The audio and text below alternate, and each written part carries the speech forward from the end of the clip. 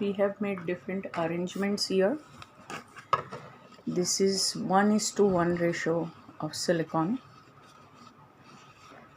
We are trying to create a mold.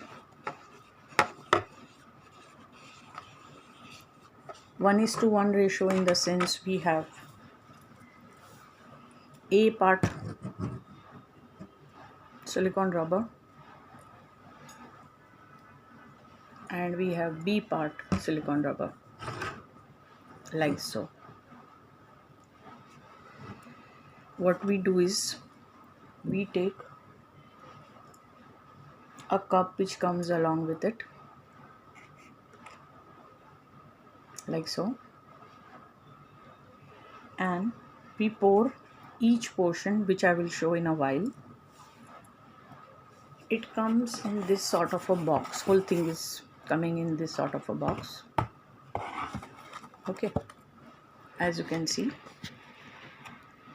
this sort of a box, and you get these two products inside. One is a hardener. So we take this portion, 1 cup, when you have 1:1 ratio, and the other portion 1 cup. Then you mix it like I'm mixing in a cup. So here I am mixing it in a cup, and I have made an article ready here inside.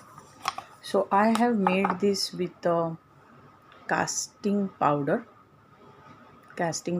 and I need to create a lot of these flowers in future for my soaps and for my candles. So I'm preparing a silicone mold.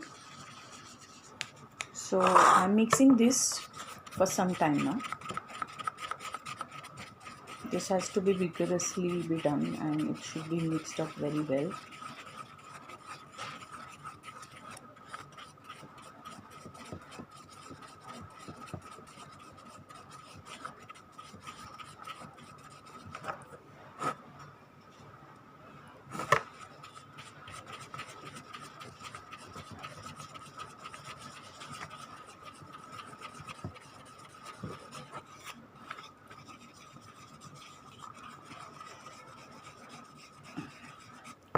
I'm adding color in it. I'm adding this color in it, purple color.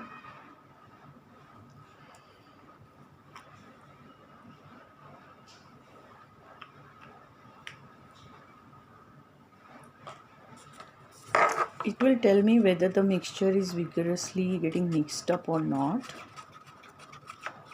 It will also have some color to the mold.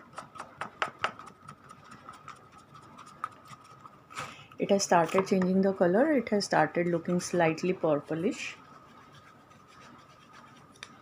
I'm adding more color to it. Purple, I want it quite well, nicely purple color mold. To identify which mold is which mold, you know, from my mold containers box. I'm mixing it very vigorously.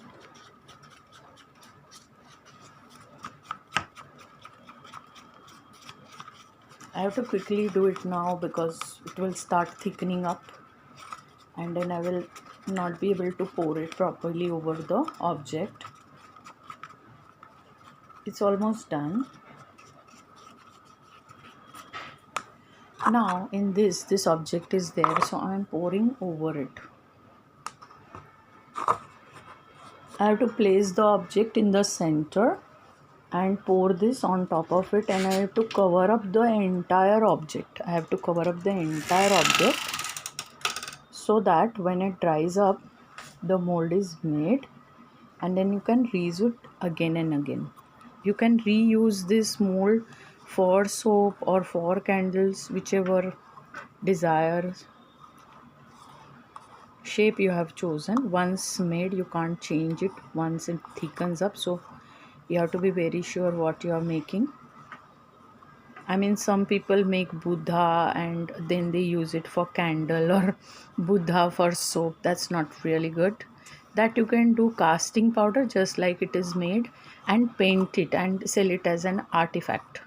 You must not make Buddha and Jesus and a Santa Claus or reindeer and then try to make a soap or a candle out of it, because soap you will use on the body and candle will melt, so it will not be good to rub the shape of a Jesus or Buddha on a body.